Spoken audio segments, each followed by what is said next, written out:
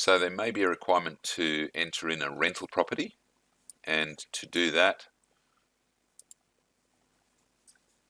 simply make sure that you've enabled the rental property sector.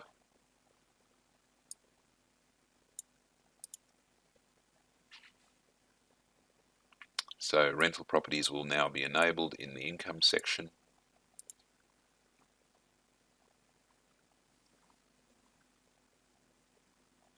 And let's add in a rental property.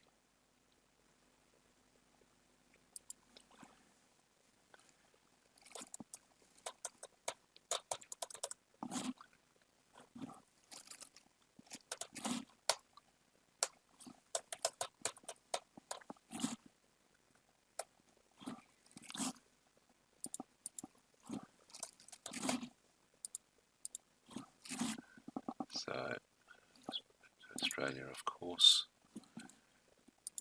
WA,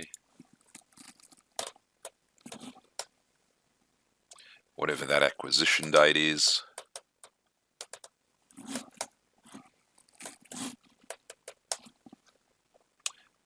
In this case there is no disposal, so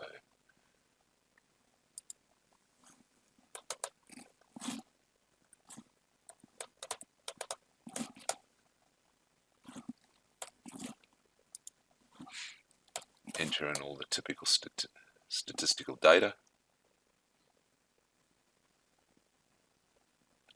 And in this case it is necessary to click Save. So either you can simply enter in a summary set of data,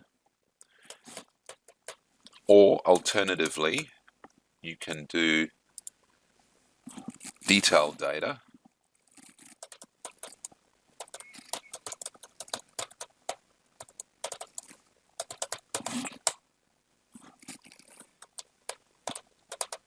Something like that. So we won't get too carried away with adding all the expenses. It's really part of this rental property that I want to show, which is probably the most difficult for you to work with, which will be depreciation. So I won't add anything other than maybe I'll just put in the property agent fees again. We'll put that in for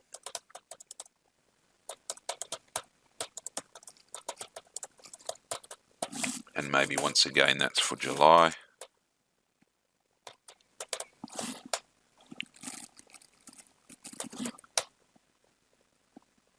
So save up on that.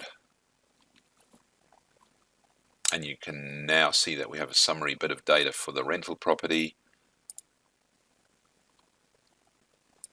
And you could add another rental property if need be. Now notice something else here. When it comes to working with a rental property, if you have less than 50% share, you might want to add in another owner, because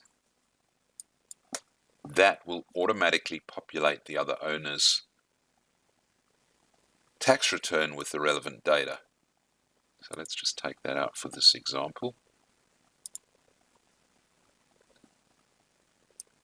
So once you've added in your rental property, you may want to add in some depreciation for that rental property. So currently we don't have any depreciation in here. Obviously one option is simply to enter it in manually, but there are times when you might have either capital works or capital allowances that need to be calculated.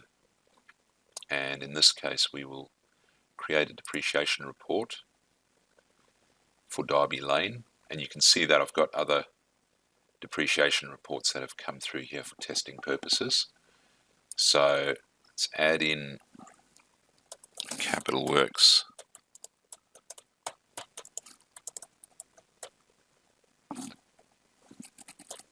for Derby Lane,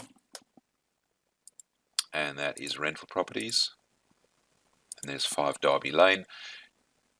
Now here, in the case of capital works, create a relationship with land and buildings, either land and buildings directly or other property improvements. Doesn't really matter, this is really just for a posting that's taking place in the background for the purposes of the ITR. Either one of those will work. And then add in your assets. So maybe we replace the roof.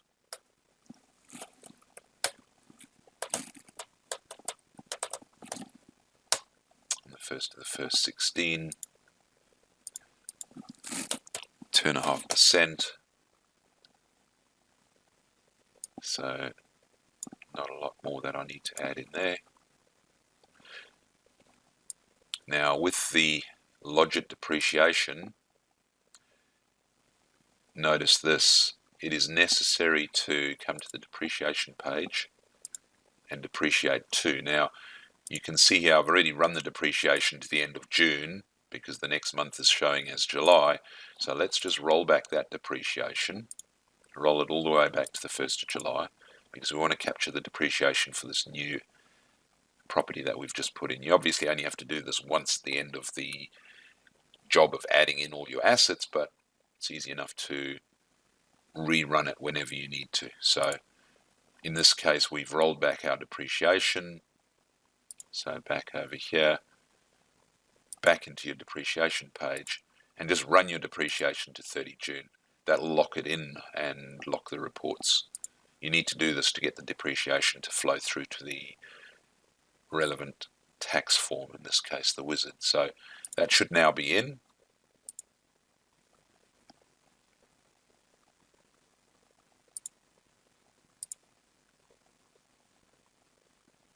And you can see here we've now got capital works depreciation. If you want to look at that in more detail and see how it's come through, you can. So simply scroll in. You can't change this now because it's posted. So it's posted out of Lodgit and it's captured in the system. You might also want to have a look at that from here. So you have got your depreciation reports which are external, and you might come down to the one that we've just added there, which was for Derby Lane.